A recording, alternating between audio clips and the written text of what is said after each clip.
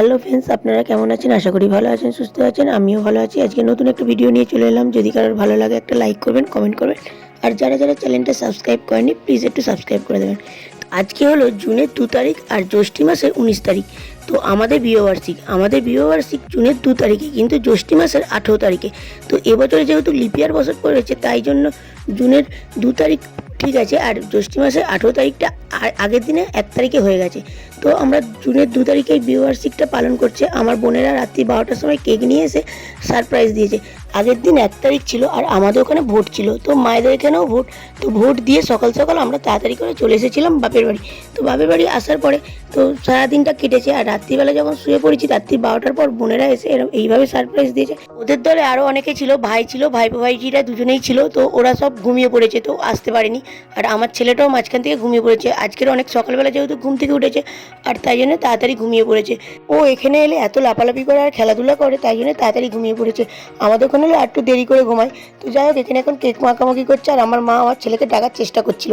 তারপরে আমরা রাত্রিবেলা সবাই মিলে ঘুমিয়ে পড়েছিলাম। আর ঘুমিয়ে পড়ার পর তারপরে সকালবেলা ঘুম থেকে উঠে স্নান টান করে বাবার কাছে পুজো দিতে এসেছি। যেহেতু বাবার কাছেই আছি, তো বাবার কাছে একটু পুজো দেবো না, সেটা কখনো হয় না। তো তাই জন্য বাবার কাছে আগে পুজো দিতে চলে এলাম। তো বাবার কাছে পুজো দিয়ে তারপরে বাড়ির দিকে যাব। তো চলুন এখন পুজোটা দিয়ে দিই। আর এই যে দেখছেন বাবার মন্দির, তো আপনারা সবাই অনেকেই চেনেন। তো এখন আমরা পুজো দিয়ে বেরিয়ে পড়েছি। আর মন্দিরে খুব বেশি ভিড় ছিল না, তাও মোটামুটি ভিড় ছিল। কালকের তো যেহেতু ভোট ছিল, ভোট অনেকটাই ফাঁকা ছিল, তো তাই জন্য আজকের মন্দিরটা একটু ভিড় হয়েছে। আর এখন দুপুর হয়ে গেছে, দুপুরে আমরা খাওয়া দাওয়া করবো। মা আর বোন দুজনে মিলে আজকে রান্না করেছে। তো এই যে দেখতেই পাচ্ছেন, ভাত, ডাল, আলু ভাজা আর দই কাতলা, আর এদিকে মাংসের তরকারি, আর এদিকে একটা টক করেছে। তো টকটা মাছের ডিম দিয়ে আর আমরা দিয়ে করেছে। তো খুব সুন্দরই হয়েছিল সব কটা রান্না। আর এদিকে আমাকে মা গিফট দিয়েছে। এই যে দেখতেই পাচ্ছেন, একটা বেড কভার আছে, তার সঙ্গে বেড কভারের সঙ্গে এই যে বালিশের কভারগুলো আর আছে, দুটো মাথার বালিশ আর একটা পাশ বালিশ। আর এই যে দেখছেন, এটা নাইটি। তো আমাদের খাওয়া দাওয়া করে সব কিছু গিফট আরও নিয়ে গুছিয়ে এবারে বাড়ির দিকে চলে এসেছি। তাড়াতাড়ি আসার কারণ হলো, এখানে এই যে দেখছেন আমরা গঙ্গার ধারের দিকে এসেছি।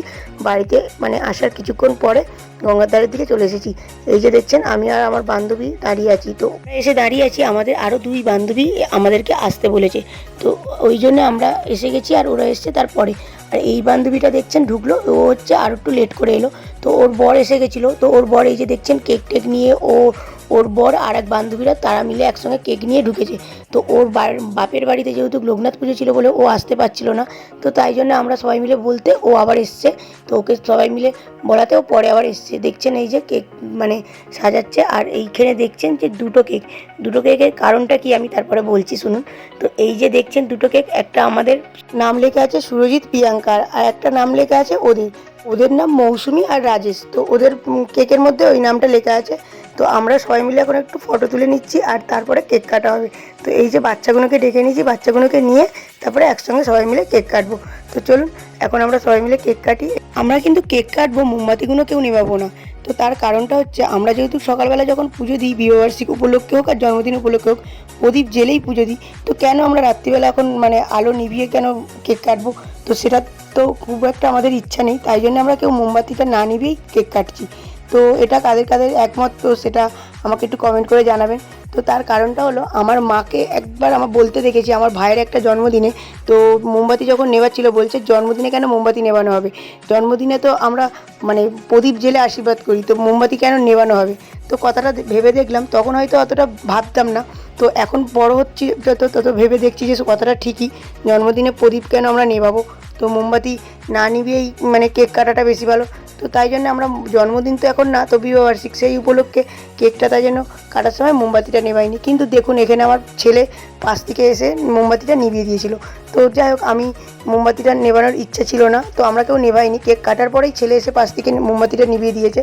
তো এই মতটা কার কার আছে একটু আমাকে একটু কমেন্ট করে জানাবেন, যে মোমবাতিটা না নিভিয়ে কেক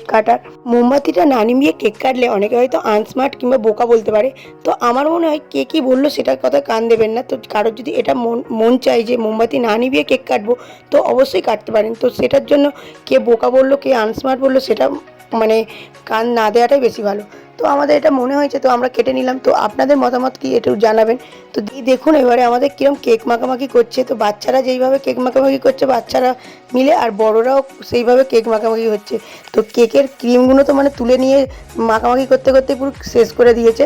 তো বাচ্চারা বড়রা দুজনেই সমান হয়ে গেছে এখন। আর কেকটা মাখার পরে একটা কি ভালো হয়েছে, গঙ্গার ধারে আমাদের কেক কাটা হয়েছে বলে, তো গঙ্গার ধারে মানে গঙ্গার জলে মুখগুলো ভালো করে ধুতে পারা হয়েছে। মানে কেকের ক্রিম মেখে তো মুখ পুরো ভূত হয়েছিল। চলুন আমরা এবারে একটু খাওয়া দাওয়া করি। আর ভিডিওটা যদি ভালো লাগে একটা লাইক করবেন, কমেন্ট করবেন, আর যারা যারা চ্যানেলটা সাবস্ক্রাইব করেনি প্লিজ একটু সাবস্ক্রাইব করে দেবেন। সবাইকে এখনকার মতন টাটা।